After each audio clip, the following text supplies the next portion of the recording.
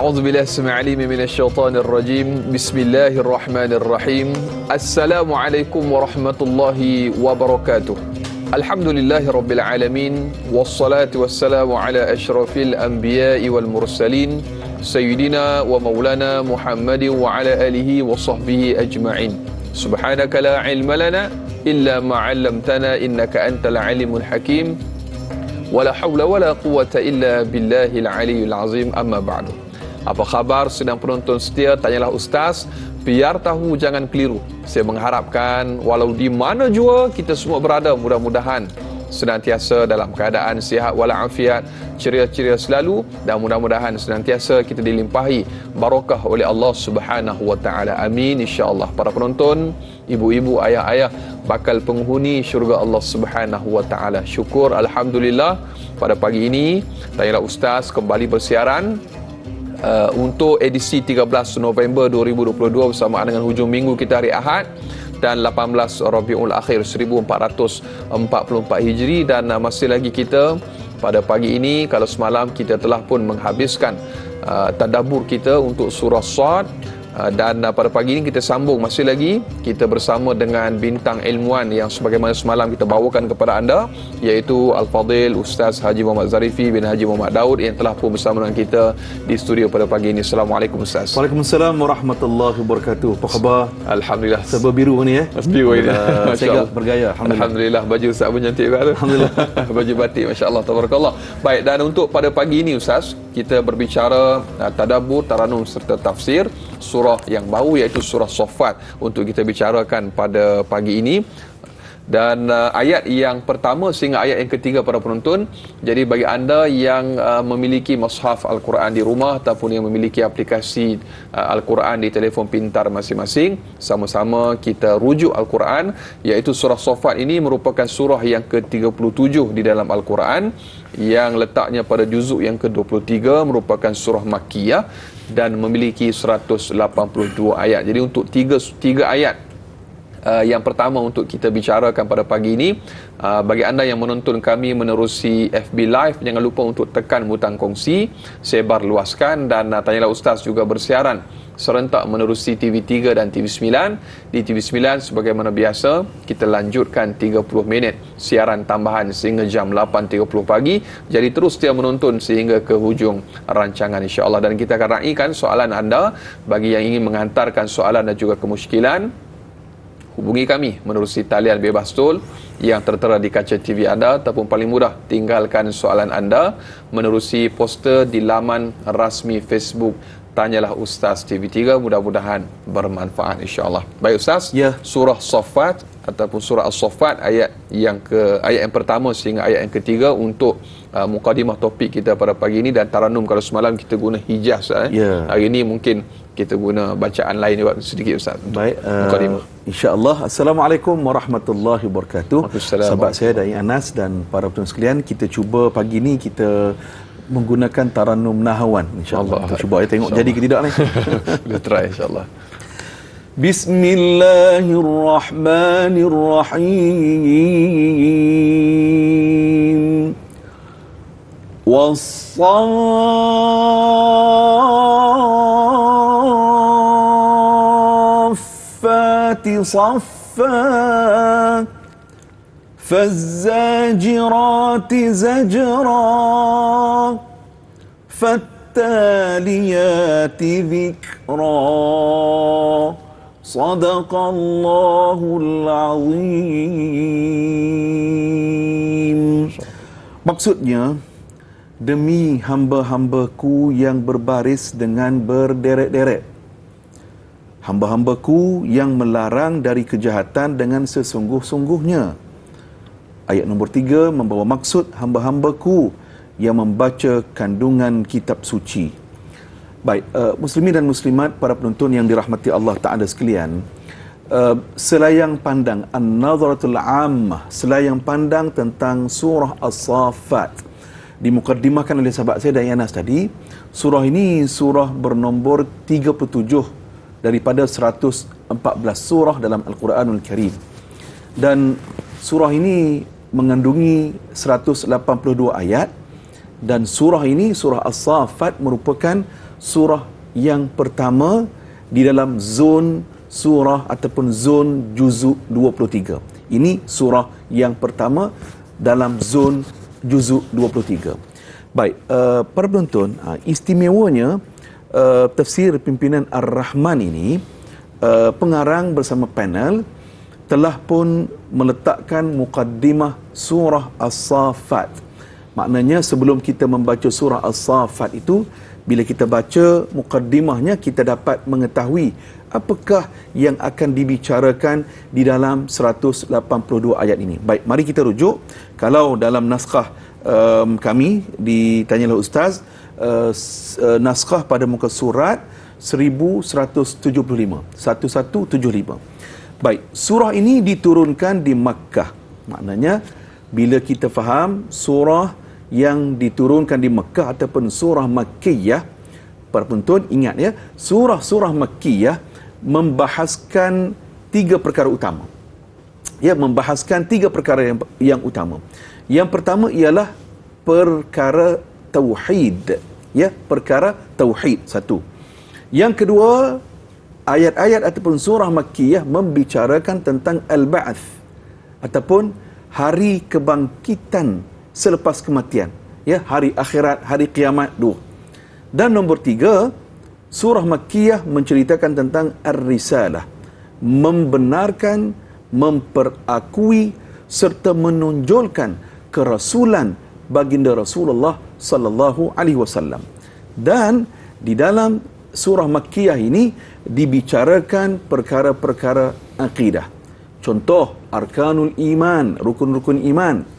Contoh kisah-kisah umat-umat terdahulu, kisah umat, kisah para nabi terdahulu untuk diangkat menjadi ilmu, fakta dan tentunya sebagai pedoman kepada sekalian hamba-hamba Allah yang membacanya. Baik tuan-tuan, dalam catatan pada muka surat 1175 dalam tafsir pimpinan Ar-Rahman ini dicatatkan juga kenapa dinamakan surah ini dengan nama surah As-Saffat. Baik, dicatat di sini dinamakan surah As-Saffat, iaitu makhluk-makhluk yang berbaris, kerana perihal mereka ada disebutkan pada ayat nombor 1 sehingga ayat nombor 3 yang kita akan tadabburkan pada pagi ini. Baik, secara umumnya intisari kandungannya bagi menegaskan dasar tauhid. Allah Subhanahu wa taala bersumpah pada awal surah ini dengan jenis-jenis makhluknya yang dimulakan disebabkan sifat-sifat mereka yang terpuji dan amal-amal baktinya. Baik, para penonton, istimewanya para ulama Al-Quran, mereka menghitung berapakah jumlah kalimah dan jumlah huruf yang terkandung di dalam surah As-Saffat ini.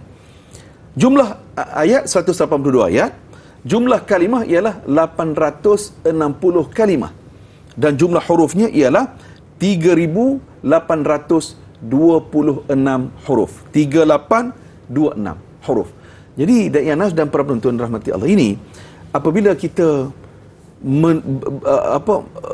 menghargai Al-Quran, ya, kita menghargai Al-Quran, maka kita akan meletakkan sepenuh kecintaan kita, sepenuh keyakinan kita, sepenuh penghargaan kita kepada Al-Quran, kerana Al-Quran merupakan kalam Allah yang maha benar, diturunkan kepada baginda Rasulullah sallallahu alaihi wasallam yang benar, dan diperturunkan Al-Quran itu melalui perantaraan malaikat Jibril yang benar. Jadi tuan-tuan yang dirahmati Allah Ta'ala sekalian, inilah mukaddimah tentang selayang pandang surah As-Saffat. Wallahu a'lam. Insya-Allah, tabarakallah, bila Ustaz sebut tentang bagaimana seseorang itu dia memuliakan, dia mengagungkan Quran. Teringat kalau kita baca surat daripada isteri kita, kekasih kita, kita baca dengan teliti, kita tahu baris mana yang dia menyatakan perasaan cinta kepada kita. Dan kita tengok kulit dia pun kita tahu, bau bedak dia pun kita tahu. Masya-Allah, tabarakallah. Sebab bedak kita memuliakan surat tersebut. Ini surat cinta daripada Allah Subhanahu wa taala. Masya-Allah, tabarakallah. Baik Ustaz, ayuh kita terus sahaja untuk tadabbur kita untuk ayat yang pertama, ayat yang kedua sehingga ayat yang ketiga. Fa tafadhal mashkur.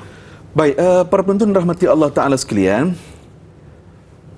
seperti biasa kita nak tahu dahulu surah As-Saffat ini diturunkan Kita tahu tadi di Mekah sebelum peristiwa hijratul Rasul sallallahu alaihi wasallam. Cuma bilakah surah ini diturunkan? Baik, dalam catatan ahli tafsir, surah As-Saffat ini diturunkan ketika mana sama ada baginda Rasulullah dan sahabat-sahabat Nabi ini berada di Mekah ketika Nabi mengisytiharkan dakwah secara terbuka, sama ada di pertengahan ataupun penghujung tekanan fizikal yang memuncak kepada Rasulullah sallallahu alaihi wasallam dan juga kepada para sahabat. Maknanya kita dapat faham surah As-Saffat ini diturunkan kepada umat Islam ketika menerima tekanan yang memuncak daripada musyrikin Makkah. Ya, maknanya zon juzuk 23 termasuklah surah Sad yang kita telah selesai tadabburkan juga diturunkan ketika Rasulullah dan umat Islam berada pada keadaan tertekan, ditekan, diugut, diancam bunuh dan sebagainya.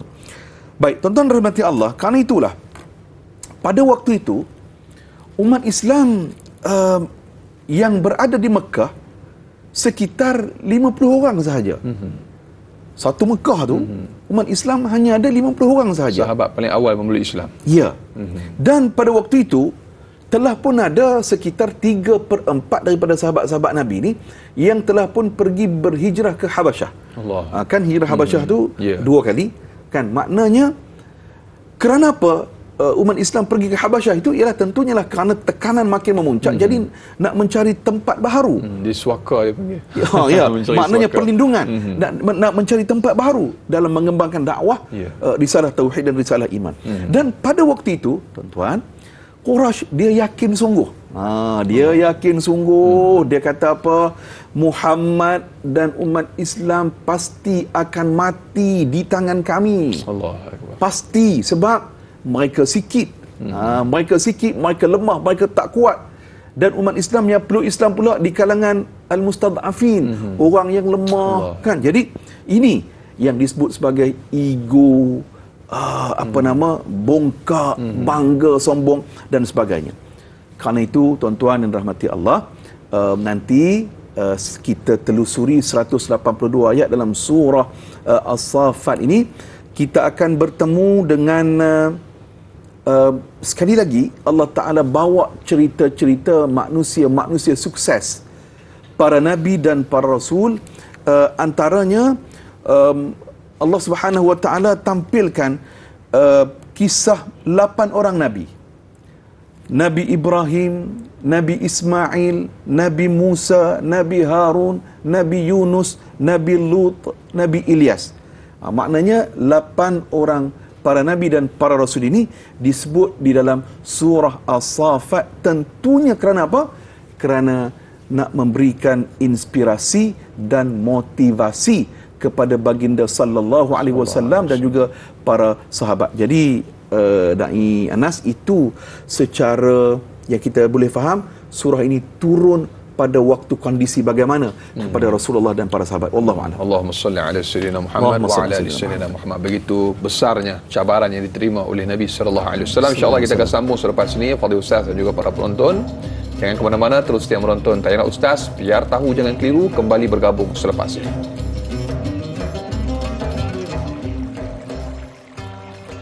Sallallahu ala Muhammad sallallahu alaihi wasallam. Sallallahu ala Muhammad sallallahu alaihi wasallam. Ya Nabi salam alaika, Ya Rasul salam alaika, Ya Habib salam alaika, salawatullah alaika.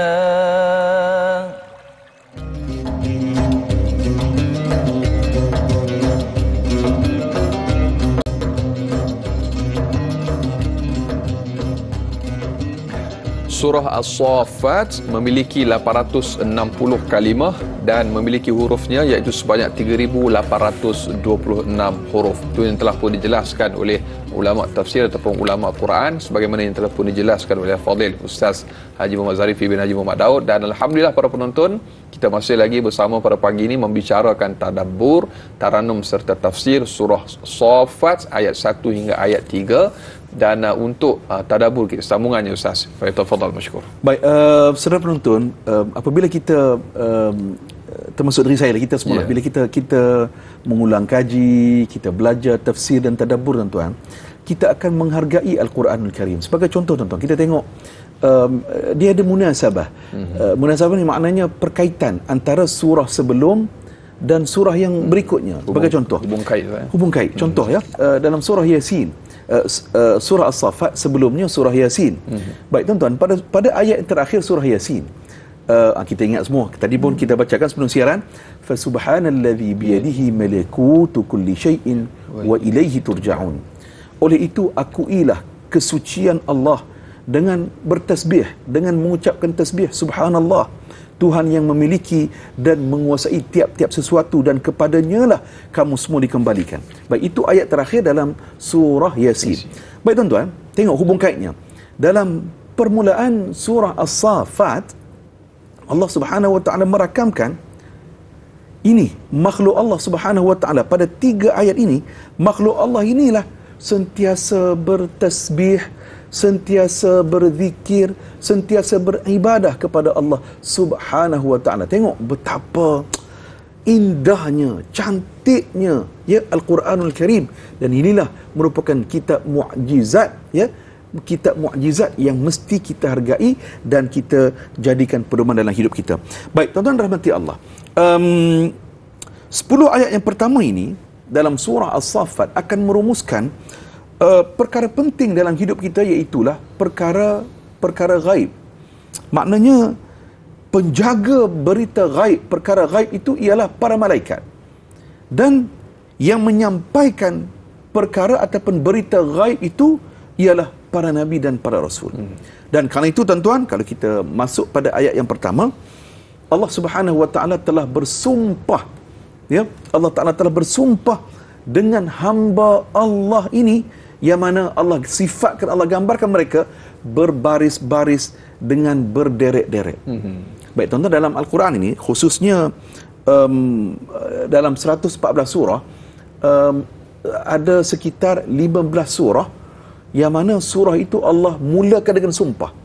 Baik, yang pertama surah As-Saffat, yang kedua surah Az-Zariyat, yang ketiga surah At-Tur, yang keempat surah An-Najm, yang kelima surah Al-Mursalat, yang keenam An-Nazi'at, yang ketujuh Al-Buruj, yang ke-8 At-Tariq, yang ke-9 Al-Fajr, yang ke-10 Asy-Syams, yang ke-11 suratul Lail, 12 surah Ad-Duha, Wad-Duha, Wal-Laili idza saja, 13 surah At-Tin, ke-14 surah Al-Adiyat, dan yang terakhir Allah bersumpah dengan masa, wal asr.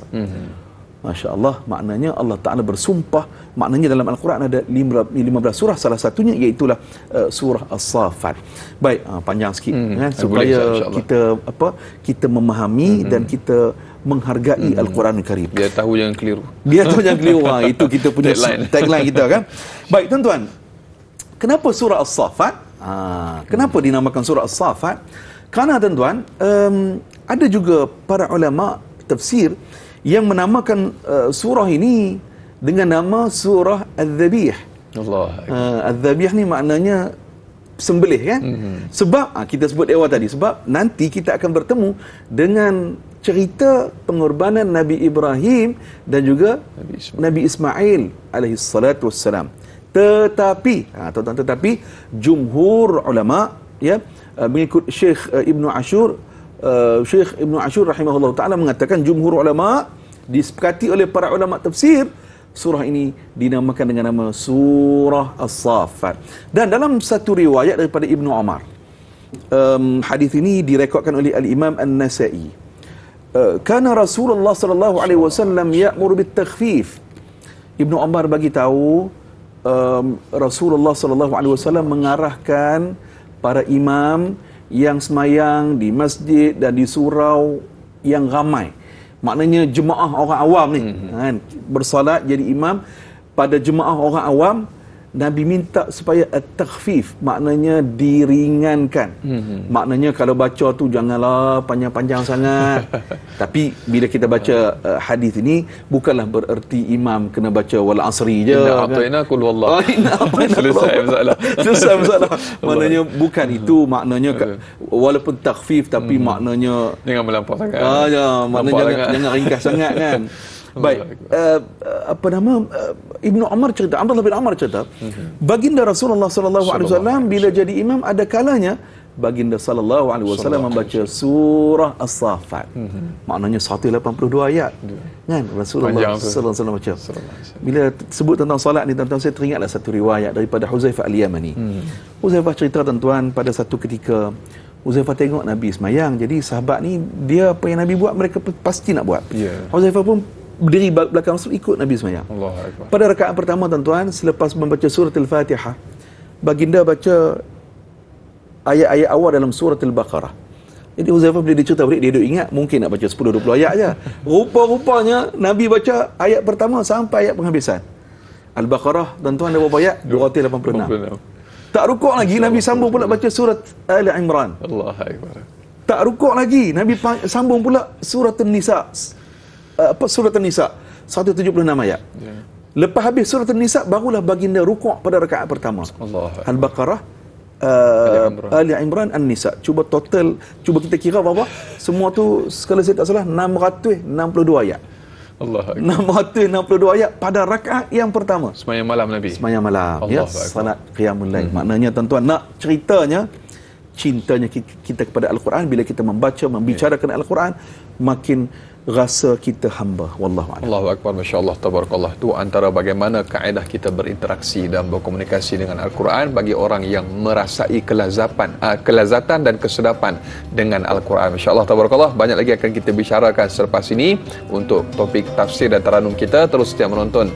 Tanyalah Ustaz, biar tahu jangan keliru, kembali bergabung selepas ini.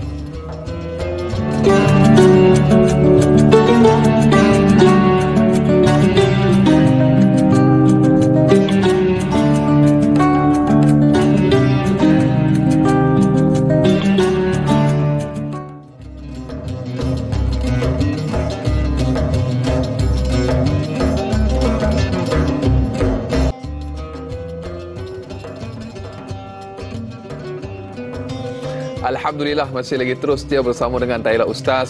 Biar tahu jangan keliru, para penonton, ibu-ibu, ayah-ayah, bakal penghuni syurga Allah Subhanahu wa taala. Alhamdulillah, kita masih lagi bersama pada pagi ini untuk membicarakan tadabbur, tafsir serta taranum surah As-Saffat ayat 1 hingga ayat yang ketiga.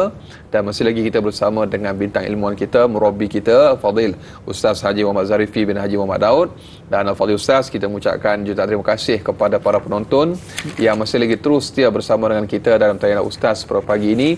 Semoga majlis kita ataupun program kita pada pagi ini diberkati oleh Allah Subhanahu wa taala. Baik Ustaz, kita nak sambung kepada tadabbur kita untuk ayat yang pertama dan juga kedua, sambungannya. Fadil Ustaz. Baik, para penonton dan rahmati Allah taala sekalian, ayat yang pertama wasaffati saffa. Okey, yang pertama kalau kita tengok hukum tajwid tu, wasaffa tu kadar harakatnya ialah 6 harakat. Hukum mad lazim muthaqqal kalimi, kan? Maknanya kita baca 6 harakat. Wasaffati saffa. Okey, dia sama seperti dalam surah Al-Fatihah.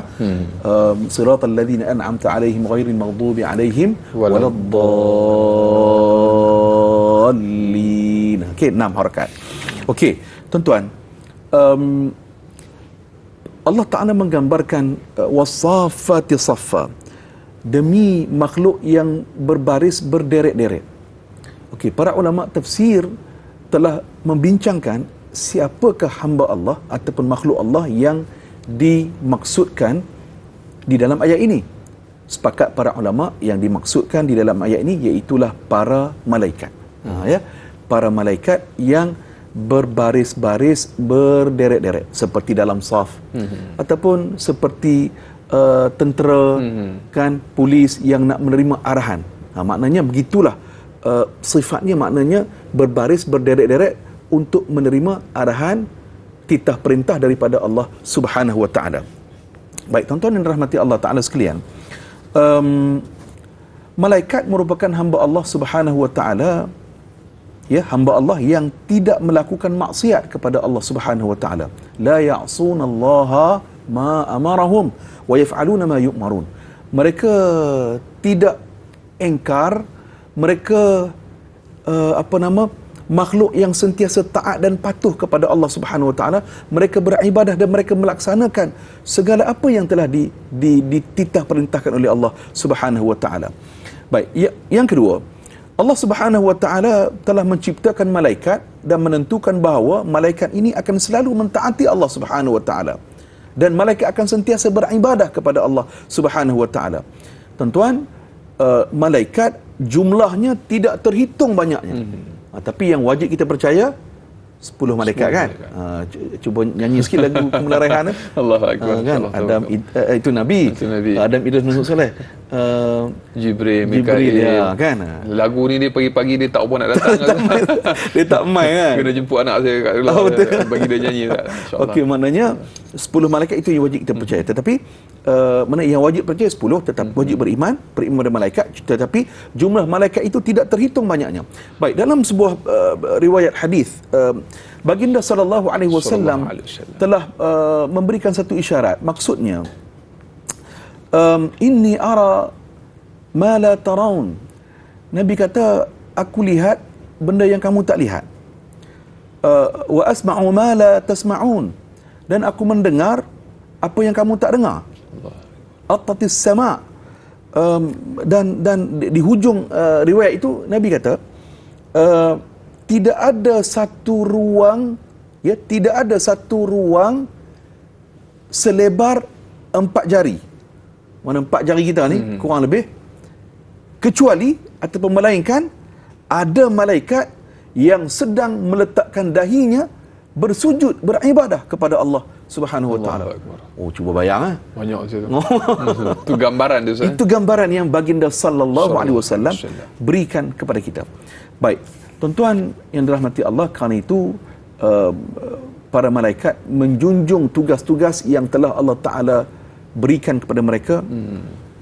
Menyampaikan wahyu, malaikat Jibril alaihi salatu wassalam, ya, ada yang menurunkan rezeki, ada yang menjaga gunung ganang, ada yang ditugaskan untuk bertasbih, beribadah, berzikir kepada Allah Subhanahu wa taala.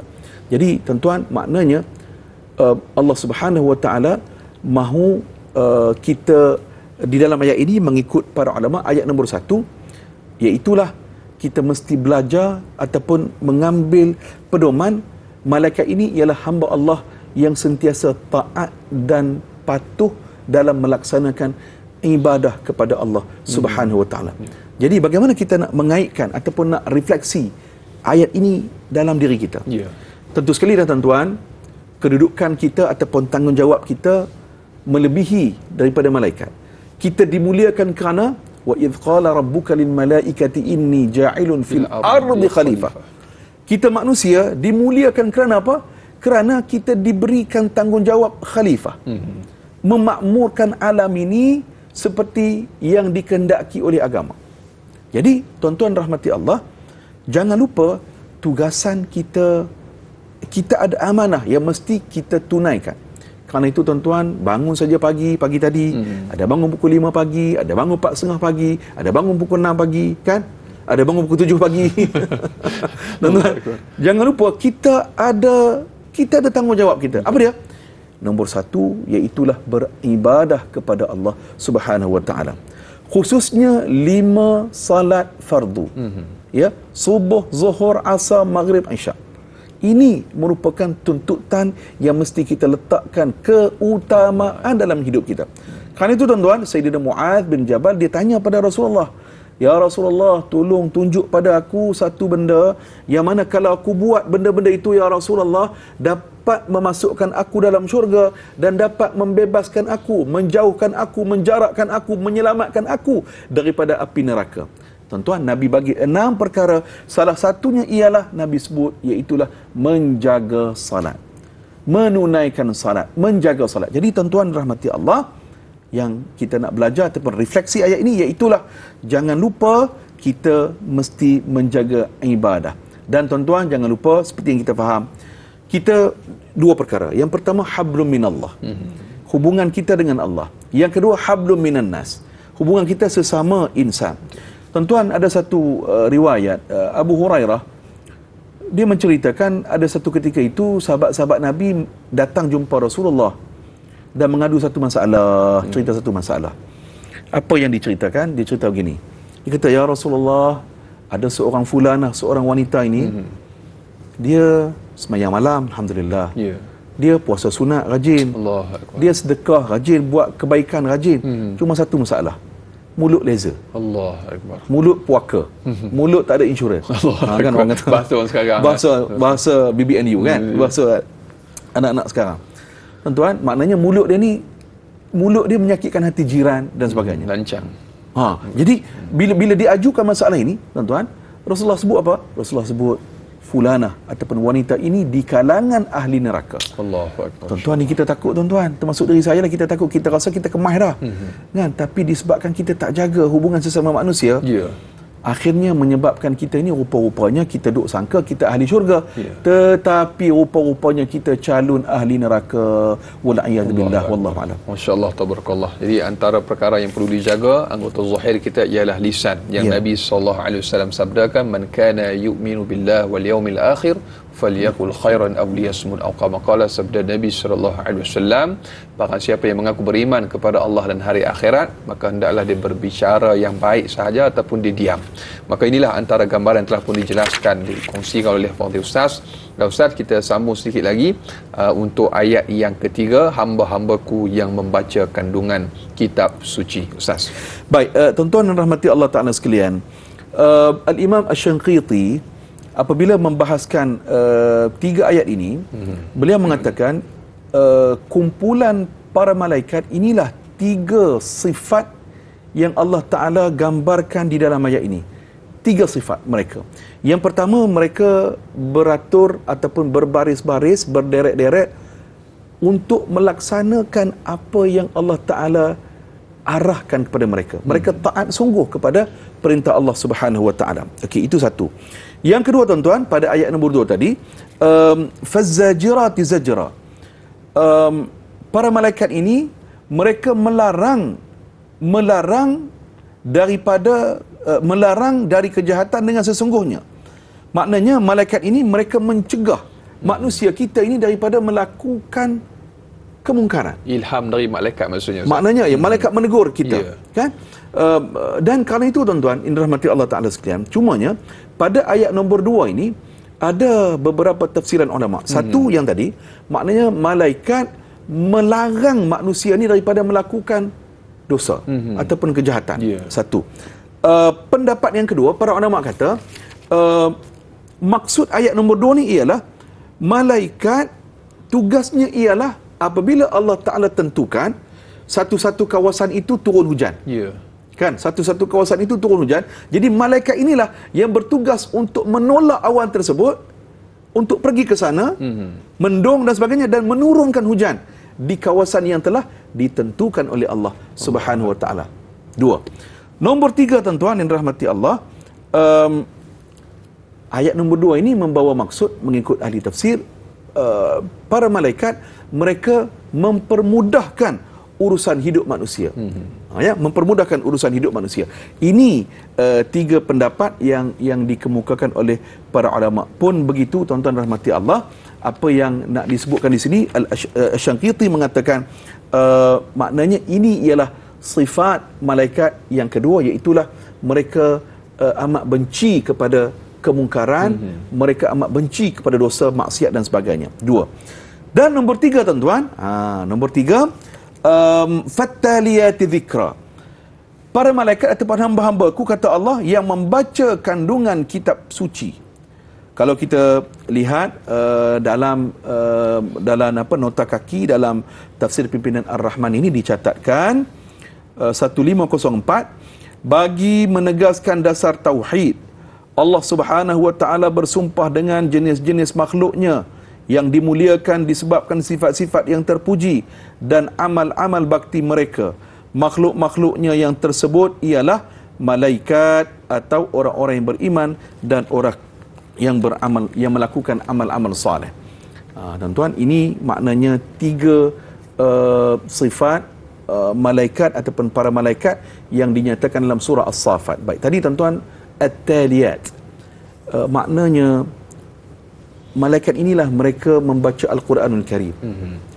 Pendapat ulama ada yang mengatakan yang baca Al-Quran, yang menyampaikan Al-Quran ataupun kalam Allah itu ialah hanyalah malaikat Jibril alaihi salatu wassalam. Ini beberapa pendapat. Dan tuan-tuan, kita tahu kan, ketika bulan Ramadan, baginda sallallahu alaihi wasallam setiap kali Ramadan baginda akan bertadarus, memperbetulkan, menyemak bacaan Al-Quran dengan malaikat Jibril alaihi salatu wassalam, kecualilah pada tahun terakhir hayat Rasulullah, pada waktu itu tadarus Al-Quran di bulan Ramadan bersama dengan Jibril itu berlangsung sebanyak 2 kali. Wallahu a'lam. Masya-Allah, tabarakallah. Itu antara perkara yang telah pun dijelaskan oleh Fadil Ustaz, dan banyak lagi para penonton, ibu-ibu, ayah-ayah bakal penghuni syurga Allah Subhanahu wa taala akan kita bicarakan sambungan yang selepas ini. Terus setia menonton tayangan Ustaz, biar tahu jangan tiru, kembali selepas ini.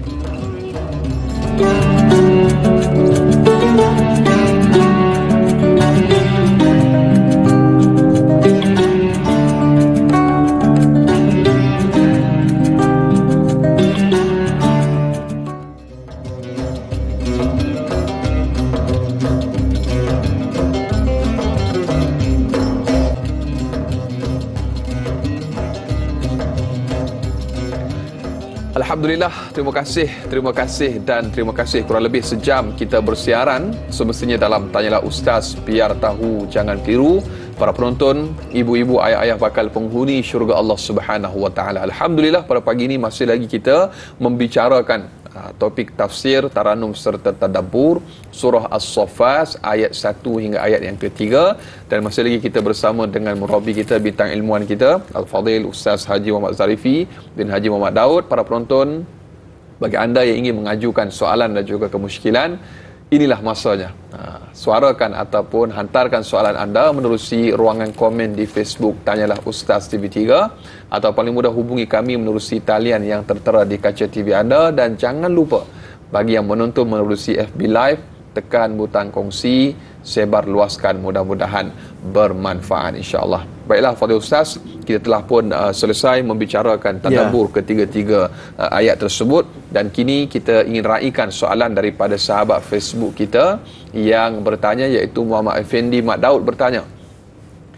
Baik, Assalamualaikum warahmatullahi wabarakatuh. Waalaikumsalam warahmatullahi. Pada ayat yang pertama surah ini, demi yang bersaf-saf dengan sebenar-benarnya. Di dalam Al-Quran, Allah Subhanahu wa taala sering menggunakan perkataan demi. Contohnya demi masa. Adakah perkataan ini merujuk kepada sumpah atau satu teguran daripada Allah Subhanahu wa taala kepada makhluknya supaya mengambil perhatian atas kalimah agung ini? Al-Fadhil Ustaz. Ya, terima kasih saudara Effendi Mak Daud.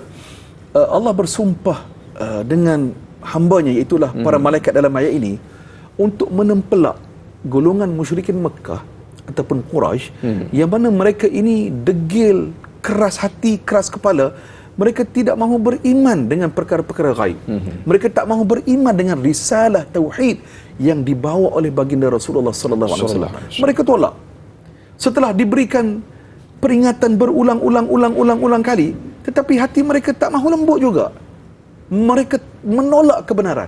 Kerana itu tuan-tuan, yang kita telah bicarakan panjang dalam surah Sad, iaitulah satu perangai iblis ini yang telah pun melekat pada manusia, iaitulah sombong dan menyombong. Sombong itu ada dua, baginda tafsirkan, baginda berikan perincian. Yang pertama, menolak kebenaran. Yang kedua, merendah-rendahkan, memandang orang lain hina dan sebagainya. Okey, itu dua benda. Dan apa yang Allah Taala mahu kita belajar daripada ayat-ayat ini, khususnya 3 ayat yang pertama ini tuan-tuan, iaitulah tengok bagaimana makhluk Allah, iaitulah para malaikat ini, mereka sentiasa taat, patuh, beribadah kepada Allah Subhanahu wa taala. Baik tuan-tuan, mari kita bawa ayat ini dalam kehidupan kita. Sayyidah Asma binti Abu Bakar, kakak kepada Aisyah radhiyallahu anha. Asma ni tuan-tuan, Asma binti Abu Bakar, suaminya Az-Zubair Ibn Al-Awwam. Asma cerita, suamiku ini siangnya rajin puasa, malamnya rajin qiyamul lail, rajin ibadat, dan Asma beritahu suaminya itu merupakan merupakan orang yang sangat setia dengan masjid. Allahu Akbar. Sangat akrab dengan masjid, jadi ahli masjid. Kalau istilah ini kita kata apa? Merpati masjid. Maknanya kaki masjid. Kaki masjid. Kaki masjid. Begitu. Baik, tuan-tuan yang dirahmati Allah Ta'ala sekalian. Ada seorang tokoh yang bernama Allahumma salli ala sayyidina Muhammad, Sa'id Al-Musayyib. Ya. Al-Musayyib ni tuan-tuan, dalam riwayat menyatakan dia selama 40 tahun tak pernah miss, tak pernah gagal rekod kehadirannya bersolat jamaah di masjid. Dan Anas 40 tahun. 40 tahun. 40 tahun. Bukan tempoh yang pendek, Ustaz. Allahu Akbar. Satu lagi. Contoh Al-A'mash, juga seorang tokoh. Dalam catatan menyatakan dia tak pernah tertinggal takbiratul ihram bersama dengan Imam Al-A'mash selama hampir 70 tahun. Allahu Akbar. Ya Allah. Maknanya hidupnya 70 tahun ni lama, tuan-tuan. Kan? Maknanya ya Allah, hebat, kuat semangat dia ni. Kan? Jadi okey, kita nak dapat 40 tahun, 70 tahun ni rasa sukar. Kan? Hampir mustahil. 40 hari juga. 40 hari. Kan? Kalau kita boleh konsisten, tuan-tuan, maknanya kita bawa, kita jaga solat jamaah ini bawa dalam hidup kita. Satu. Yang kedua, tuan-tuan, kerana itulah Sayyiduna Umar Al-Khattab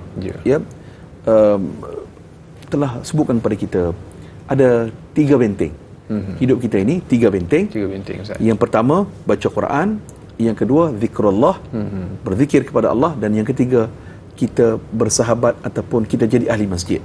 Tuan-tuan, kita buat 3 benda ni, tuan-tuan, insya-Allah mudah-mudahan ia akan jadi benteng kepada kita, khususnya dalam dunia yang penuh dengan fitnah, kekacauan dan sebagainya, cabaran. Wallahu a'lam. Allahu akbar, insyaallah, tabarakallah. Jadi sama-samalah kita duduk dalam bi'ah yang soleh sebagaimana yang telah pun dikongsikan oleh Fadil Ustaz. Dan berikutnya, Ustaz, kita ada sahabat pemanggil yang pertama pada pagi ni. Siapa yang bertuah itu? Halo, Assalamualaikum. Waalaikumsalam. Ya, Encik Ilyas, apa khabar? Alhamdulillah sihat. Ada Anas dan juga Ustaz Zaifin, semoga sihat. Amin, insyaAllah sihat. Alhamdulillah. Soalan saya mengenai dengan ayat pertama tu, yang dikatakan malaikat berbaris bersaf-saf tu. Ya. Adakah malaikat-malaikat di antara 10 malaikat-malaikat itu berbaris-baris untuk mengerjakan ibadah seperti solat yang dilakukan oleh manusia? Itu soalan pertama. Soalan kedua, semasa penciptaan Nabi Allah Adam, para malaikat ada mempertikaikan tentang Nabi Adam untuk dijadikan khalifah di muka bumi ini. Baik. Dengan kata lain, manusia ni suka berbalah-balah, bergaduh-gaduh dan menumpahkan darah. Ya. Jadi jawab Allah kata dia lebih mengetahui, dia mencipta, dia tahu akan kelemahan dan juga kelebihan manusia. Ya. Kita penjelasan lebih lanjut. Itu saja. Assalamualaikum warahmatullahi wabarakatuh. Terima kasih, Encik Ilyas. Waalaikumsalam warahmatullahi wabarakatuh. InsyaAllah, tabarakallah. Jauh panggilan kita dari Pulau Pinang, Ustaz. Pulau Pinang, sekolah lama Ustaz lah. Ya, betul. SMK Al-Masyhur lelaki. InsyaAllah, tabarakallah. Baik, Ustaz, 2 soalan tentang malaikat ni, Ustaz. Pulau Pinang ni teringat nasi kandak. Sempat lagi, Ustaz. InsyaAllah. Baik, tuan-tuan dan rahmati Allah, bila sebut tentang saf, digambarkan oleh Allah Azza wa Jalla, maknanya para malaikat mereka beratur seperti dalam saf. Ya. Bila sebut tentang saf ni, saya teringat dalam riwayat daripada Sayyidina Jabir bin Samurah. Pada satu ketika Jabir cerita, para sahabat Nabi ni dalam masjid macam duduk, bukan terabuk, maknanya tak tersusun sikitlah, kan? Jadi arahan baginda Rasulullah sallallahu alaihi wasallam, Nabi kata, boleh tak kamu semua, kalian semua buat saf seperti yang dibuat oleh para malaikat. Allah. Nabi sebut gitu. Jadi para sahabat Nabi pun bertanyalah, saf malaikat ni lagu mana? Ya. Jadi Nabi kata penuhkan yang pertama terlebih dahulu, kemudian lanjutkan pada saf yang kedua, dan kemudian yang ketiga, sampai seterusnya. dan seterusnya, dan berdirilah rapat-rapat. Jadi ini yang direkodkan oleh Imam Muslim dan meriwayat. Baik, tuan-tuan rahmati Allah Taala sekalian, maknanya apa? Maknanya di sini Allah Taala mahu menggambarkan kepada kita malaikat merupakan hamba Allah yang taat dan patuh kepada perintah Allah Subhanahu wa taala. Jadi secara umumnya begitulah ya kedudukan para malaikat. Baik, yang kedua tentang bagaimana apabila Allah Subhanahu wa taala mahu menciptakan manusia, Nabi Adam alaihi salatu wassalam untuk dijadikan khalifah memakmurkan alam di atas dunia ini. Ayat rujukannya dalam surah Al-Baqarah ayat nombor 30. Wa idh qala rabbuka lil malaikati inni ja'ilun fil ardi khalifah. Tuan-tuan, apabila Allah Taala memberitahu kepada malaikat Allah mahu menjadikan Adam ini sebagai khalifah, pada waktu itu tuan-tuan, betul apa yang Tuan Haji Ilyas sebut tadi, malaikat bertanya kepada Allah. Memberi pendapat. Qalu ataj'alu fiha man yufsidu fiha wa yasfiku ad-dima'. Tidakkah engkau wahai Allah mengetahui yang mana adakah engkau ya Tuhan kami hendak menjadikan di bumi itu orang yang akan membuat kerosakan, membuat bencana dan menumpahkan darah ataupun berbunuh-bunuhan untuk menjadi khalifah? Itu pendapat ataupun kata-kata malaikat. Dan malaikat begitu pula, wa nahnu nusabbihu bihamdika wa nuqaddisu lak. Dan kami ini pula sentiasa bertasbih dengan memujimu ya Allah dan mensucikan kamu ya Allah. Tuan-tuan, setelah Allah Ta'ala mendengar apa yang disebut oleh malaikat itu, tuan-tuan, apa jawab Allah? Qala inni a'lamu ma la ta'lamun. Sesungguhnya aku maha mengetahui akan apa yang kamu tak tahu. Tuan-tuan, apabila malaikat mendengar penjelasan ataupun firman Allah Subhanahu wa taala itu, tuan-tuan, malaikat terus akur kepada Allah. Apa kata malaikat? Qalu subhanaka la ilma lana illa ma 'allamtana innaka antal alimul hakim. Malaikat menjawab, maha suci engkau ya Allah, subhanaka la ilma lana illa ma 'allamtana. Maha suci engkau ya Allah, kami tidak punyai ilmu pengetahuan selain apa yang engkau telah ajarkan kepada kami. Innaka antal alimul hakim. Sesungguhnya engkau jualah Tuhan yang maha mengetahui lagi maha bijaksana. Baik, kita belajar daripada malaikat. Maknanya kita nak bertanya tak jadi masalah. Boleh nak bertanya. Nak memberi pendapat boleh. Tetapi setelah kita mendapat fakta, mendapat isyarat, mendapat dalil daripada Al-Quranul Karim, mendapat perintah daripada Allah dan baginda Rasulullah sallallahu alaihi wasallam, bagi kita orang yang beriman, kita akur kepada perintah ataupun arahan yang diberikan oleh Allah dan Rasulnya, iaitulah Nabi Muhammad sallallahu alaihi wasallam. Jadi berbeza watak ataupun berbeza malaikat dan juga iblis. Iblis apabila Allah Ta'ala arahkan supaya sujud kepada Nabi Adam, aba wastakbara, dahlah dia engkar dan dia sombong pula. Dia tak mau ikut, tak beriman dengan apa yang telah diperintahkan oleh Allah Subhanahu Wa Ta'ala. Itu beza syaitan ataupun iblis dan juga malaikat. Wallahu a'lam. Allahu akbar. Dahlah enggan, takabur pula. Takabur pula. Allah Dua perangai, masya-Allah, tabarakallah. Baik, kita ada sahabat pemanggil yang berikutnya Ustaz untuk kita raikan. Halo, assalamualaikum. Waalaikumsalam warahmatullahi wabarakatuh. Ustaz Muhammad dari Fidaus Anas. Ya, apa khabarnya tu Kinun? Alhamdulillah Kinun ya. Insya-Allah. Baik. Ya. Baik, persoalannya kita telah pindah ke ayat baru, ayat 4 Jadi ayat yang pertama ni saya nak minta sikit penjelasan Ustaz. Dalam solat berjemaah, kita solat berjemaah dalam kita kenakan tarikh solat sendiri tak kisah, tapi apa pun solat kena menghadap kiblat. Jadi adakah kena mengenal tempat ayat pertama ini mengatakan baris aku dengan baik masa solat, terutama solat berjemaah. Kan kalau solatnya pikir-pikir, maksud saya kita punya solat kurang sempurna lah Ustaz. Betul ke atau macam mana Ustaz nak penjelasan daripada Ustaz pagi ni? Itu tanya ni Ustaz ya. Terima kasih. Assalamualaikum. Sama-sama. Waalaikumsalam warahmatullahi wabarakatuh. Terima kasih Haji Tukinun atas soalan yang cukup menarik, tetapi walaupun dengar tak dengar Ustaz, tapi mungkin ada masalah teknikal yang berlaku. Mungkin kita akan dapatkan sedikit gambaran berkenaan dengan soalan yang diajukan. Kalau boleh untuk kefahaman saya lah Ustaz, saya faham soalan yang ingin diajukan tadi berkenaan dengan solat dan juga menghadap kiblat tu Ustaz. Jadi mungkin ada perincian kepada soalan tersebut. Tentu sekali menghadap kiblat menjadi kemestian kan dalam solat, menghadap kiblat.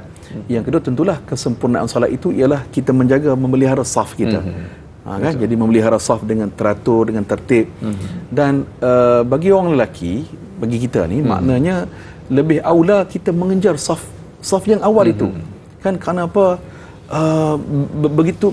Begitu banyak rahmat yang Allah Taala kurniakan kepada bagi kita yang mengejar pada saf yang di awal itu.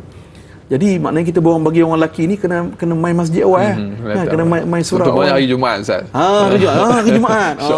Ni orang Tok Bila dah azan pertama dah. Betul. Kan? Baru nak mandi, nak bersiap. Baru nak bersiap. Allahuakbar. Tak tahan duduk kena cendol lagi. Allahuakbar, insya-Allah. Kena nasi Arab kat bawah tu lah. Allah jangan. Maknanya begitu rahmatnya. Betul. Mencurah-curah rahmat Allah Taala nak bagi kepada kita, khususnya bagi kita yang menjaga salat jamaah. Jadi saya kira begitulah kot ya, kurang lebih apa yang gambaran Tuan-Tuan Haji Tukinun jawab tadi, kemukakan tadi. Baik, tuan-tuan dan rahmati Allah Taala sekalian, bila kita sebut malaikat ini, jangan lupa tuan-tuan, ada satu perkara penting yang kita perlu sebut, peringatan. Tuan-tuan, di kiri kanan kita ada malaikat al-hafazah. Malaikat yang akan mencatat semua benda yang kita buat. Semua perkara. Malaikat tak pernah tidur, tak pernah letih, tak pernah boring.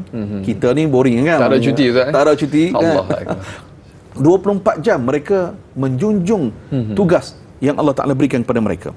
Jadi tuan, malaikat al-hafazah ini ialah malaikat yang menjaga amal-amal perbuatan manusia. Tuan-tuan, Ibnu Abbas, Abdullah bin Abbas menyatakan, malaikat al-hafazah ini dia akan mencatat semua kata-kata kita. Allahu akbar. Sama ada kata-kata itu berpahala ataupun kata-kata itu tidak berpahala ataupun mengundang dosa, ataupun kata-kata itu dia tak beri apa-apa pun. Pahala pun tidak, dosa pun tidak. Contoh kita sebut, rasa macam nak makan, rasa macam nak minumnya, Tulis juga. Allahu akbar. Ditulis semua perkara tuan-tuan. Tak tahulah berapa catatan buku. Catatan kita ni dah berapa jilid-jilid kan. Kerana itu tuan-tuan rahmati Allah Taala sekalian, Imam Mujahid juga menyatakan, bukan setakat itu, apa yang keluar daripada mulut kita, kita merintih. Contoh waktu sakit kan, bila kita sakit, demam ke apa kan, kita adu itu kan. Yang itu pun malaikat akan mencatatnya. Kerana itu Al-Imam dalam catatan Ibnu Katsir, Imam Ahmad bin Hanbal setelah mendengar riwayat daripada Tawus tentang perkara ini, malaikat mencatat walaupun kita sakit, bila kita menyebut-nyebut kan, merintih-rintih. Selepas itu Imam Ahmad bin Hanbal sudah tidak merintih-rintih, sebaliknya dia menukar perkataan dengan zikir-zikir apabila dia diuji dengan sakit dan sebagainya, sehinggalah beliau wafat ataupun meninggal dunia. Jadi tuan-tuan, inilah kita nak belajar, iaitulah semua yang kita buat ni dicatat, tak terlepas satu pun. Wallahu a'lam. Masya-Allah, tabarakallah. Surah As-Saffat ayat 1 hingga 3 untuk tadabbur serta taranum kita pada pagi ini. Insya-Allah Ustaz kita akan sambung selepas ini. Para penonton jangan ke mana-mana. Kita akan tamat di TV3 dan akan sambung lanjutan 30 minit siaran tambahan di TV9. Terus setia menonton Tanyalah Ustaz, biar tahu jangan keliru. Sallallahu ala Muhammad, sallallahu alaihi wasallam, sallallahu ala Muhammad, sallallahu alaihi wasallam. Ashraqal badru alaina فاختفت منه البدور مثل حسنك ما رأينا قد يا وجه السرور.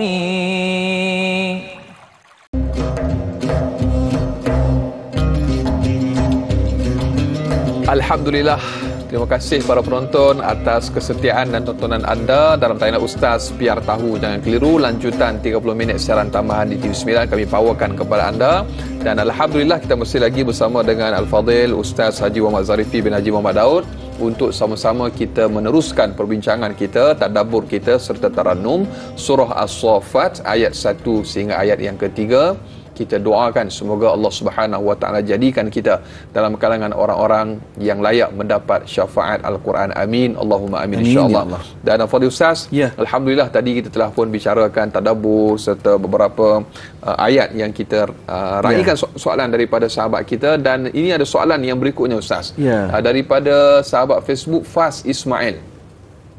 Baik, ayat yang pertama surah As-Saffat. Adakah barisan tersebut sama seperti mana kita berbaris ketika solat? Dan yang kedua, mengapakah perlu berbaris? Adakah untuk menerima arahan dan perintah daripada Allah Subhanahu Wa Taala? Fadhil Ustaz. Baik, terima kasih Fas Ismail. Allahumma salli ala Sayyidina Muhammad wa ala ali Sayyidina Muhammad. Baik, mengikut para ulama tafsir, ya, seperti salat, seperti saf salat kita lah. Dan Allah menggambarkan para malaikat mereka menerima arahan dan melaksanakan arahan Allah Subhanahu Wa Taala. Jadi yang kita nak belajar ni maknanya bukan setakat menerima dan pada masa yang sama melaksanakan arahan yang telah dititah perintahkan oleh Allah Subhanahu Wa Taala. Baik, kerana itu tuan-tuan, dalam buku Al-Aqidah Al-Islamiyah, Syekh Abdul Rahman Hassan Habannakah dia mencatatkan antara ciri-ciri malaikat ini ialah yang pertama, makhluk daripada cahaya. Yang kedua, malaikat bersama dengan kita tetapi kita tak nampak, kita tak lihat, tak dapat lihat malaikat. Contoh dalam majlis ilmu, tuan-tuan kan, di masjid, di surau, kuliah duha, kuliah maghrib, majlis ilmu lah, ya, tak kira lah. Para malaikat, dalam riwayat baginda menyatakan malaikat akan turun dan merendahkan sayapnya, dan malaikat akan mendoakan sekalian hamba Allah yang berada dalam majlis ilmu. Syekh Habannakah juga sebut, tuan-tuan, sayap malaikat ni ada yang punya 2 pasang sayap, ada 3 pasang sayap, ada 4 pasang sayap. Ini sebagai ilmu lah, tak bayang pun tak ya, tak perlu bayang. So, hidup tak makan pula, hidup fikir. Allahuakbar. Maknanya begitu. Dan kekuatan para malaikat ini amat luar biasa. Antaranya ada yang ditugaskan untuk memikul arash, ada yang ditugaskan untuk meniupkan sangkakala dan mampu naik dan turun daripada langit ke bumi tanpa sebarang masalah, dan tentunya lah dengan izin Allah Subhanahu Wa Taala. Maknanya apa? Inilah salah satu daripada rukun iman, ya, kita wajib mempercayai malaikat. Dan tentunya lah bagi kita orang beriman, bila kita membaca ayat-ayat ini, dalam konteks ayat ini tuan-tuan, ada 3 sifat yang Allah sifatkan malaikat. Yang pertama As-Saffat, yang kedua Az-Zajirat, dan yang ketiga At-Taliyat. Wallahu a'lam. Allahu akbar. Insyaallah tabarakallah, mudah-mudahan terjawab soalan sahabat kita bertanya. Para penonton, kita ingin raikan sahabat kita yang sedang menanti di talian untuk pemanggil yang berikutnya. Halo, Assalamualaikum. Waalaikumsalam, Dai Anas, Kak Yat sini, Nuhaiti Ismail. Ya Kak Yat, silakan soalannya Kak Yat. Terima kasih Dai. Assalamualaikum Ustaz. Wassalamualaikum warahmatullahi wabarakatuh. Soalan Kak Yat, tadi Ustaz dah jelaskan tentang malaikat yang menjaga amalan kita di kiri dan kanan kita. Jadi soalan Kak Yat nak bertanya, adakah setiap dari kita makhluk Allah ada malaikat yang menjaganya? Memang kita dalam berdoa kita serah pada Allah untuk menjaga kita. Jadi soalan Kak Yat, adakah setiap dari makhluk kita ada malaikat yang menjaga kita? Contohnya kita baca doa sebelum tidur Ustaz, dan supaya melindungi kita sampai kita bangun pagi Ustaz. Dan lagi satu, Kak Yan nak minta penjelasan Ustaz sebagai kami orang awam tentang malaikat diarahkan sujud kepada Nabi Adam. Maksud sujud tu Ustaz, kita takut kadang masyarakat kita salah faham seolah-olah kita sujud macam dalam solat tu Ustaz. Sedangkan kita sebenarnya diarah sujud pada Allah saja Ustaz. Itu saja soalan Kak Yan Ustaz. Terima kasih Ustaz. Assalamualaikum. Sama-sama. Waalaikumsalam warahmatullahi wabarakatuh. Terima kasih Kak Yat yang bertanya tentang 2 soalan Ustaz, masya-Allah, tentang sujud kepada Adam tu, bagaimana kaedah sujudnya. Dan yang pertama tadi beliau bertanya tentang masalah apa tadi Ustaz? Apa nama? setiap kita ni adakah malaikat yang menjaga kita? Malaikat yang menjaga kita. Kadang-kadang kita baca ayat kursi malam sebelum tidur. Dia ada hantarkan malaikat untuk memelihara kita sampai kita bangun tidur. Mungkin sedikit pencerahan dulu, Ustaz. Baik, nombor satu, terima kasih ya Kak Ayat, penonton setia kita ni, kita hargai penonton kita, alhamdulillah. Baik tuan-tuan, memang sebut tadi ada malaikat al-hafazah yang menjaga ataupun yang mencatat segala apa yang kita buat. Sebagai contoh, Al-Imam Al-Qurtubi dalam tafsirnya telah mencatatkan satu hari itu Sufyan bin Uyainah pernah ditanya. Adakah malaikat mencatat juga niat kita ni? Baru niat dari Anas, baru niat. Sekejap lagi pukul selepas tamat tanyalah ustaz, pukul 8.30 kita nak pergi makan nasi dagang contoh. Baru niat tak pi lagi. Catat ke tidak? Sufyan Uyainah kata catat. Allahu akbar. Catat. Maknanya kalaulah benda itu berpahala kita buat, kan malaikat tulis dalam buku catatan kita buat kali yang kedua. Allahu akbar. Tapi kalaulah baru niat dah tulis dah. Tapi yang kita niat tu perkara mungkar, perkara dosa. Kan? Tulis juga niat tu. Tapi kita tak jadi buat istighfar, astagfirullah, tak jadilah. Baru sedar dosa ni. Malaikat pun tak tulislah dalam buku catatan amal kita. Padam balik. Kan? Baik. Tuan-tuan, kemudian Sufyan Uyainah kata, apabila kita berniat sesuatu yang buruk, malaikat akan menghidu ataupun terhidu dengan bau yang sangat busuk. Allahu akbar. Kesan tu dah. Kesan. Maknanya itu yang dinyatakan oleh Sufyan Uyainah. Tapi kalau kita berniat benda yang baik, nak buat benda baik, lepas ni nak tolong orang, lepas ni nak pergi cuci sampah, lepas ni nak pergi pungut sampah, kan? Tuan-tuan, waktu itu baru berniat, para malaikat telah menghidu ataupun tercium bau kasturi. Yang amat wangi. Jadi begitu. Baik, tuan-tuan rahmati Allah. Betul apa yang disebut tadi. Tuan-tuan, kita kena rebut peluang. Doa malaikat. Contoh, ya ketika kita salat jamaah dengan imam, ketika mana imam membaca amin, ya, siratal ladzina an'amta alaihim ghairil maghdubi alaihim waladdallin, amin. Kita makmum ni sebut juga amin, kerana baginda sebut siapa yang menyebut amin dan pada waktu itu berbetulan dengan amin yang diungkapkan oleh para malaikat, kita diampunkan dosa-dosa kita. Satu. Nombor dua, tuan-tuan ni kita waktu pagi ni kan, pagi ni baginda sebut setiap pagi 2 malaikat turun. Sesiapa yang bersedekah, kan kita sedekah ni, kita sedekah, malaikat mendoakan Allahumma ati munfiqan khalafa, ya Allah tolonglah bagi gantian imbalan yang lebih baik kepada hamba-Mu yang sedekah. Allahu akbar. Doa malaikat. Ya. Pada masa yang sama, yang kedekut ni, Allahumma ati mumsikan talafan. Malaikat doa, ya Allah, engkau tahan jangan bagi rezeki pada orang ini yang kedekut.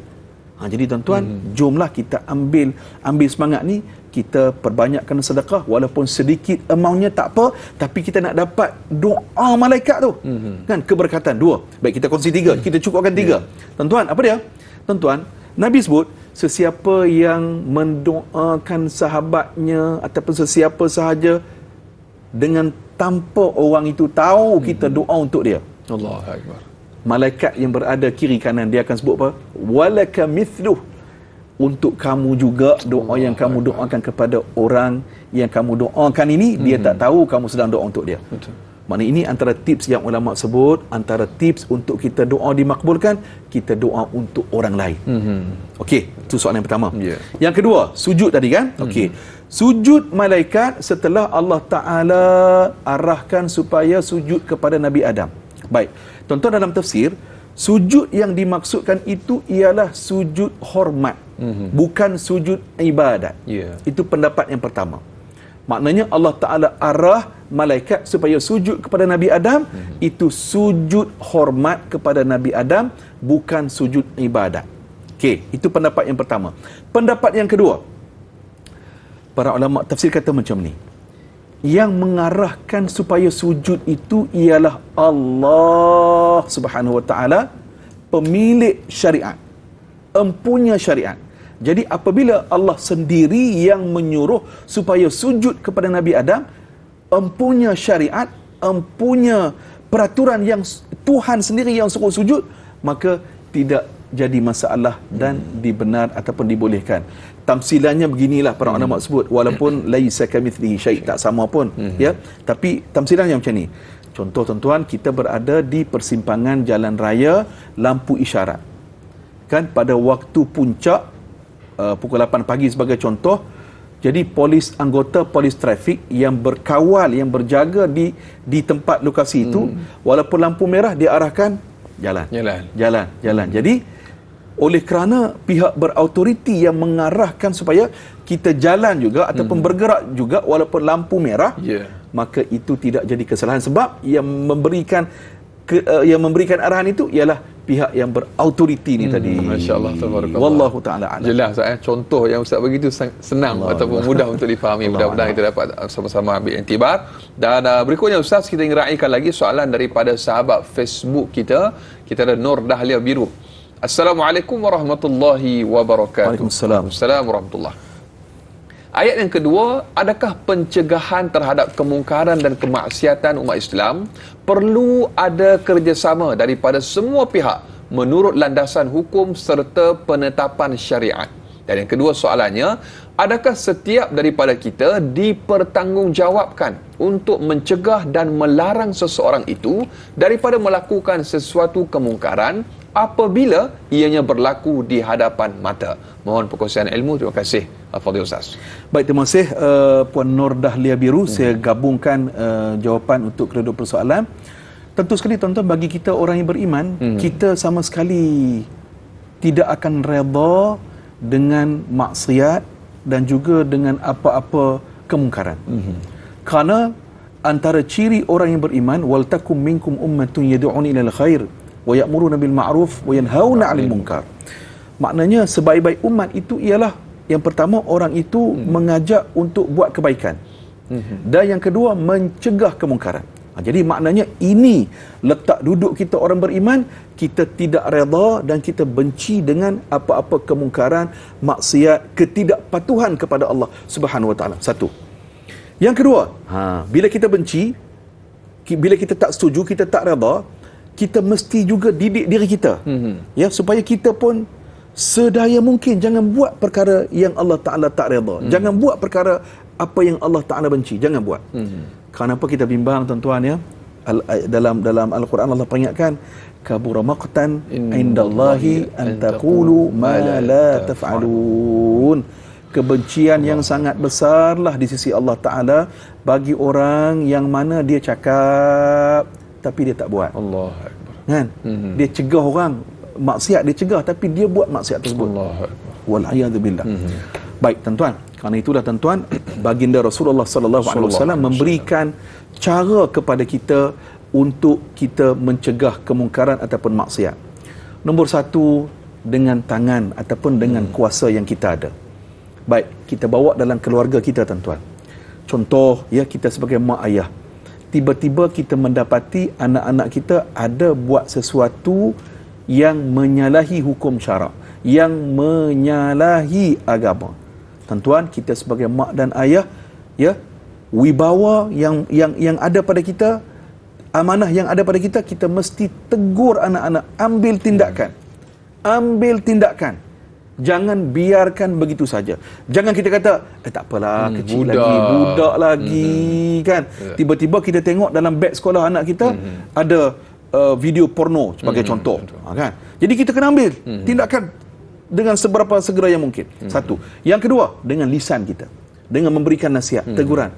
Dan yang ketiga tuan-tuan, kalaulah dengan kuasa pun kita tak ada, dengan lisan pun kita tak mampu tuan-tuan, yang serendah-rendahnya ialah hati kita ni tak setuju dan tak redha dengan perbuatan tersebut.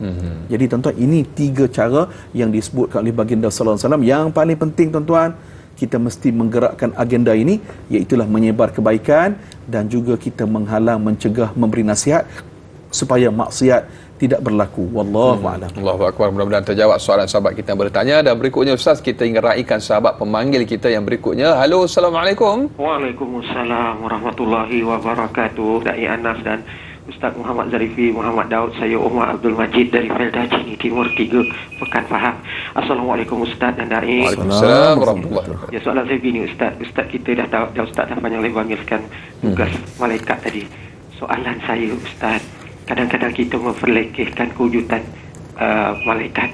Itu malaikat dia tak apalah, dia tu kadang-kadang mungkin dia ada belah kesian juga kepada kita, dia tak catat bagaimana tu kita memperlekehkan tugas malaikat. Soalan saya, apakah kita juga boleh tergolong dalam golongan orang-orang yang kufur kerana kita memperlekehkan tugas-tugas malaikat yang juga menjalankan perintah Allah ini? Kita sedia maklum matematik kita di dunia 6 tolak 1 tinggal 5, tapi dalam rukun iman ada 6 perkara tolak 1 dia jadi kosong. Bukan boleh buat main-main Ustaz. Jadi itu soalan saya Ustaz dan Da'i. Terima kasih banyak Ustaz dan Da'i. Assalamualaikum. Sama-sama. Waalaikumsalam warahmatullahi wabarakatuh. Terima kasih Tuan Haji Omar Abdul Majid untuk soalannya. InsyaAllah nantikan jawapannya selepas ini para penonton. Jangan ke mana-mana, tanyalah Ustaz biar tahu, jangan keliru. Kita kembali bergabung selepas ini.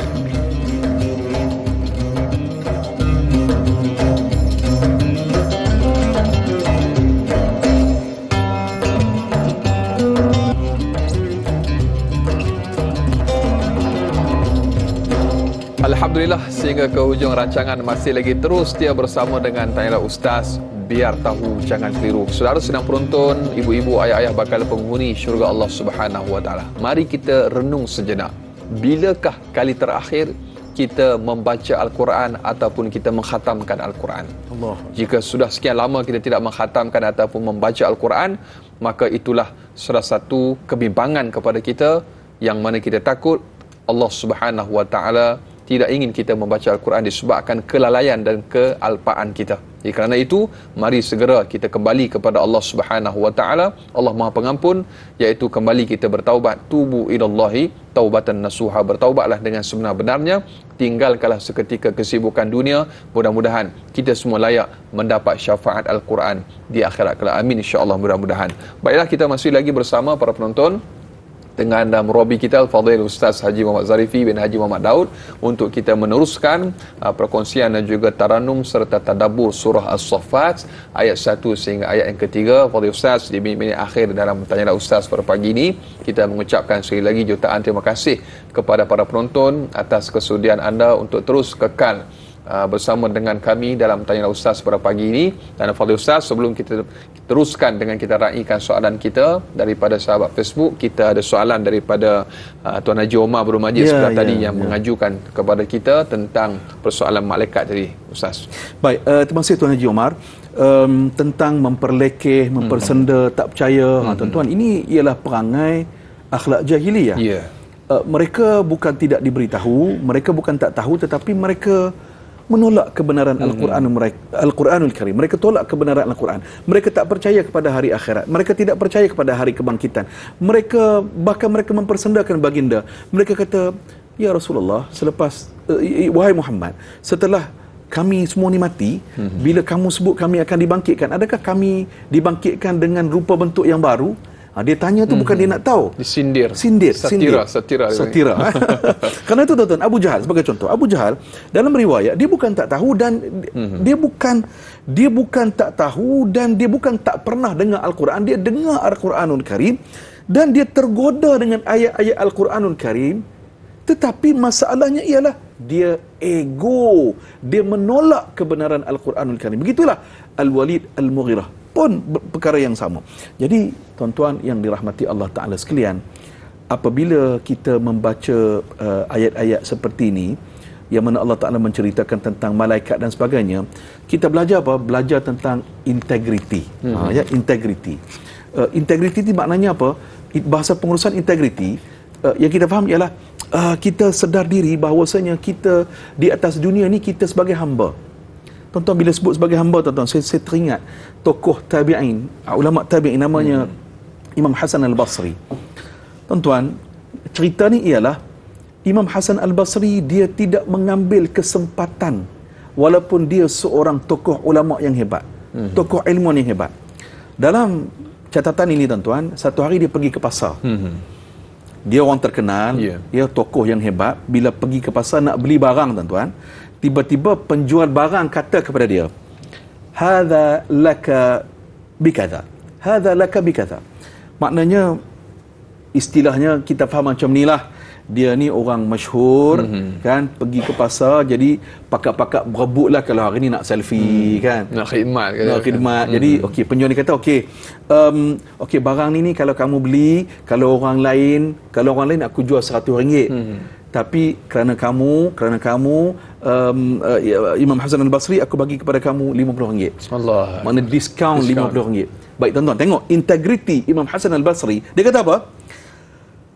Dia kata, aku nak beli ni kerana bidirham ni, kerana duit aku. La bidini, bukan kerana agama aku, bukan kerana pangkat aku, bukan kerana kedudukan aku. Maknanya, tengok tuan-tuan, itu bau kecil. Allah. Maknanya Imam Hasan Al-Basri nak beli barang tu, dia nak beli macam harga orang lain juga. Kalau orang lain 100, dia pun 100 juga. Tak ada beza. Jadi maknanya tuan-tuan rahmati Allah, tengok sifat wara', sifat bertanggungjawab, integriti. Maknanya dia melihat diri dia ini ialah sebagai hamba Allah Subhanahu wa taala yang mesti menunaikan tanggungjawab yang diamanahkan dalam agama. Ikhlas. Allahu Akbar. Tidak mengambil kesempatan kepada orang lain. Masya-Allah, tabarakallah. Itu antara nilai yang perlu kita terapkan dalam kehidupan kita.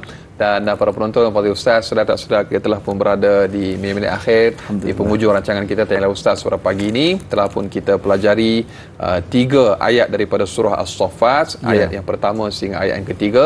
Jadi sebagai pelan tindakan, 3 pelan tindakan yang mungkin Ustaz boleh kongsikan kepada para penonton pada pagi ini. Fadhal mashkur. Baik para penonton, surah As-Saffat 3 ayat yang pertama, pelan tindakan kita yang pertama, apabila Allah Subhanahu wa taala bersumpah dengan sesuatu perkara, seperti disebut tadi dalam Al-Quran ada 15 surah yang Allah mulakan dengan lafaz sumpah, maknanya itu perkara luar biasa, itu urusan besar yang Allah Ta'ala mahu kita berikan perhatian. Satu. Yang kedua, 3 sifat yang Allah sebutkan di dalam awal surah As-Saffat ini, salah satunya ialah Az-Zajirat. Malaikat itu akan menghalang kejahatan yang dilakukan oleh manusia. Jadi tuan-tuan, ini perkara nombor 2, dan kita mesti mendidik diri kita supaya kita mengelak, menghindarkan diri daripada melakukan dosa, maksiat dan sebagainya. Dan nombor 3, At-Taliyat. Malaikat membaca Al-Quranul Karim, membaca kitab Allah Subhanahu wa taala. Jadi Al-Quran juga mesti menjadi sahabat setia, kita membaca, mentadabbur, dan kita refleksi diri kita, jadikan Al-Quran sebagai pedoman dalam hidup kita. Wallahu a'lam. Allahu Akbar. Masya-Allah, tabarakallah. Mudah-mudahan apa yang kita dengar dapat kita sama-sama amalkan dan juga sampaikan bagi menjemput keberkatan rezeki dalam kehidupan kita, menjemput keberkatan di dunia dan juga akhirat. Mari sama-sama kita tadah tangan kita memohon doa kepada Allah Subhanahu wa taala. Fadhil Ustaz, tafadhal. Bismillahirrahmanirrahim. Alhamdulillahi rabbil alamin. Wassalatu wassalamu ala sayyidil mursalin sayyidina Muhammadin wa ala alihi wa sahbihi ajma'in. Allahumma ighfir lana dhunubana wa liwalidina warhamhum kama rabbawna sighara. Ya Allah, ampunkanlah dosa kami ya Allah. Ampunkanlah dosa kedua ibu bapa kami ya Allah, dan kasihkanlah mereka seperti mana mereka menjaga kami semenjak kami kecil lagi. Allahumma inna nas'aluka ilman nafi'a wa rizqan tayyiba wa amalan mutaqabbala. Wahai Allah, berikanlah kepada kami ilmu yang terpandu. Wahai Allah, berikanlah kepada kami rezeki yang halal dan baik. Ya Allah, Engkau terimakanlah segala amal-amal kami ya Allah. Rabbana atina fid dunya hasanah wa fil akhirati hasanah wa qina adzaban nar. Wa sallallahu ala sayyidina Muhammad walhamdulillahi rabbil alamin. Amin amin ya rabbal alamin. Taqabbalallahu minna wa minkum, inna wa minkum taqabbal ya karim. Sekali lagi jazakallah khair diucapkan kepada Fadil Ustaz Haji Muhammad Zarifi Haji Muhammad Daud untuk kesudian bersama-sama dengan kita. Dan esok para penonton, sebagaimana biasa, Tanyalah Ustaz akan kembali bersiaran bersama dengan moderator Da'i Hadari dan juga panel Fadil Ustaz Ahmad Syukri Yusof untuk topik akhlak, amalan selepas subuh.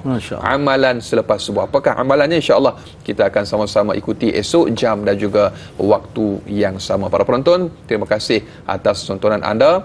Ayuh sama-sama kita tangguh majlis kita dengan kafaratul majlis dan suratul Asr. Subhanakallahumma wa bihamdika asyhadu an la ilaha illa anta astaghfiruka wa atubu ilaik. Bismillahirrahmanirrahim.